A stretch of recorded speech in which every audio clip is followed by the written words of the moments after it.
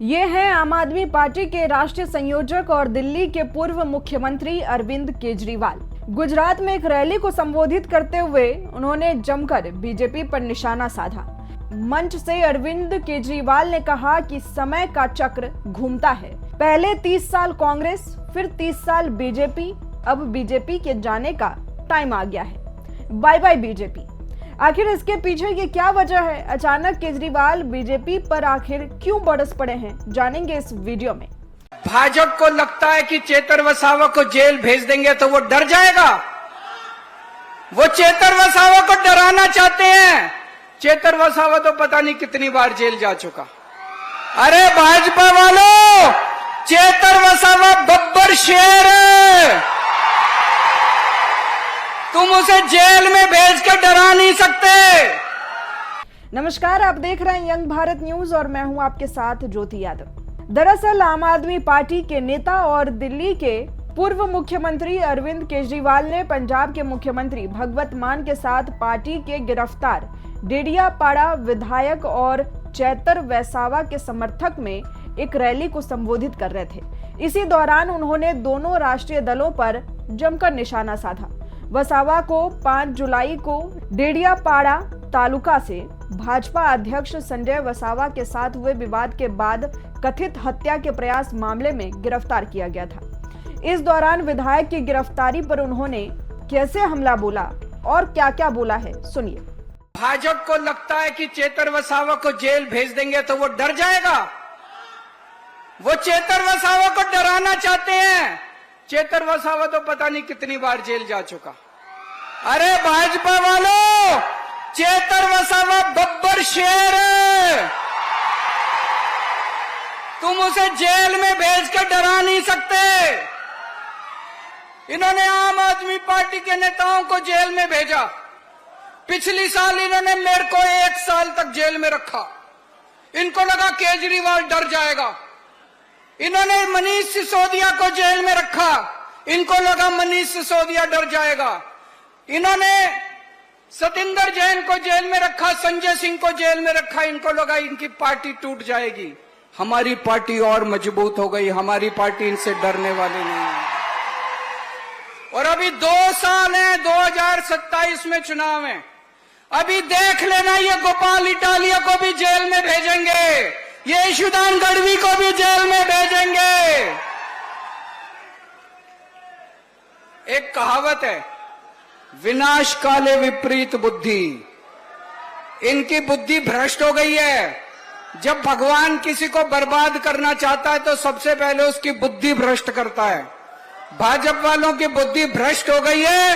ये जितना हमारे नेताओं को जेल में भेजेंगे, जनता उतना खड़ी होती जाएगी। दोस्त, अब आप भी सोच रहे होंगे कि आखिर सत्ता जाने के बाद भी कोई ऐसी तेजी से कैसे दहाड़ सकता है। तो आपको बता दें कि अरविंद केजरीवाल का ऐसा व्यक्तित्व है जो राजनीति में एक तूफान बनकर उभरा। एक ऐसा तूफान जिसने दिल्ली की सियासत से कांग्रेस को जड़ से उखाड़ दिया तो बीजेपी को ऐसी स्थिति में ला दिया कि नरेंद्र मोदी को उसे दिल्ली की सत्ता तक पहुंचाने में 10 साल लग गए। केजरीवाल ने एक ऐसा सपना लोगों को दिखाया जो उनकी जरूरतों से जुड़ा था। वो कहते थे कि जनता को सारी सुविधाएं मिलनी चाहिए, वो भी बगैर खर्च के। उनके इसी मॉडल ने दिल्ली की जनता के मन में ऐसी छाप छोड़ दी कि वो आम आदमी पार्टी के पीछे निकल भागी। केजरीवाल ईमानदारी पर बहुत जोर देते रहे। उनका मानना था कि राजनेता को निस्वार्थ सेवा करनी चाहिए। अन्ना के आंदोलन के समय का एक वीडियो अभी भी वायरल हो जाता है, जिसमें वो पतले दुबले केजरीवाल मंच पर बैठे कहते दिख रहे हैं कि राजनेता और राजनीति को स्वार्थ से परे होना चाहिए। वो अपनी नहीं बल्कि आम लोगों की सहूलियत के लिए काम करें। उनका मानना था कि राजनीति और उसके कर्णधारों को पाक साफ होना चाहिए। नेता पाक साफ होंगे तो ही जनता उनको सेवा का मौका देगी। लेकिन अब उनका स्टैंड बदल गया है। वो मानते हैं कि सत्ता तक पहुंचने का रास्ता समय के चक्र में छिपा है।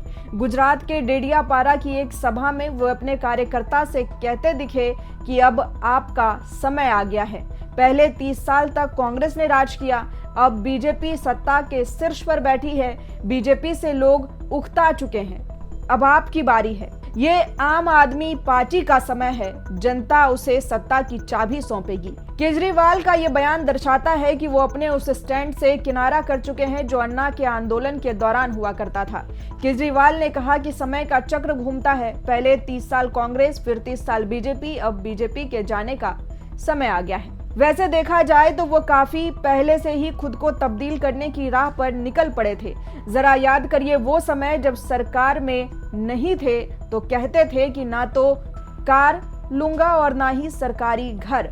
उनके पास तब नीली वैगन आर कार हुआ करती थी। वो कार काफी सुर्खियों में रही थी। एक बार तो वो चोरी तक हो गई थी। शुरू के दिनों में केजरीवाल दिल्ली के सचिवालय इसी कार में आते जाते थे, लेकिन अब इस कार का पता भी नहीं है क्योंकि अब वो शानदार गाड़ियों का इस्तेमाल करते हैं। पहले सरकारी घर लेने से मना किया था, अब बीजेपी उनके शीश महल को रोजाना उन्हें ताना देती रहती है। कहते हैं कि इस घर के रेनोवेशन में ही केजरीवाल ने 50 करोड़ से ज्यादा की रकम फूंक दी।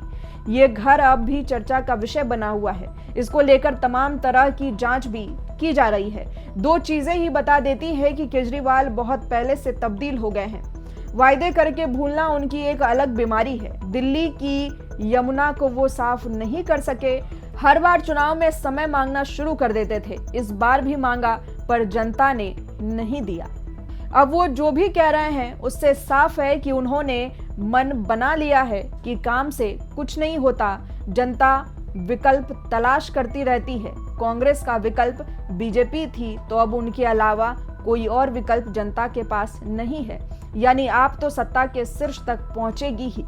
आप कितना भी काम करो कोई फायदा नहीं। कहने को तो ये बातें उन्होंने गुजरात के संदर्भ में कही, लेकिन इसका गहरा मतलब है एक राजनेता जिससे कभी लोगों ने ईमानदार राजनीति की उम्मीद लगाई थी, वो अब खुद कह रहा है कि ईमानदार रहने से कोई फायदा नहीं। एक राजनेता जो खुद को आम आदमी कहता था, जो खुद को लोगों का हमदर्द बताता था, वो कहने लगा है कि जब सत्ता तक पहुंचने का रास्ता समय तय करता है तो क्या अब राजनीति में आदर्श की कोई जगह नहीं बची है? क्या अब सत्ता तक पहुंचने का रास्ता सिर्फ समय का चक्र तय करेगा? काम नहीं। अरविंद केजरीवाल का ये बयान सिर्फ आम आदमी पार्टी की बदलती सोच को दिखाता है, बल्कि भारतीय राजनीति के उस कड़वे सच को भी उजागर करता है। ईमानदारी अब एक चुनावी रणनीति बनकर रह गई है। आप इस पूरे मामले पर क्या सोचते हैं? कमेंट कर हमें जरूर बताएं और ऐसी तमाम बड़ी खबरों के लिए जुड़े रहें हमारे साथ। देखते रहें यंग भारत न्यूज।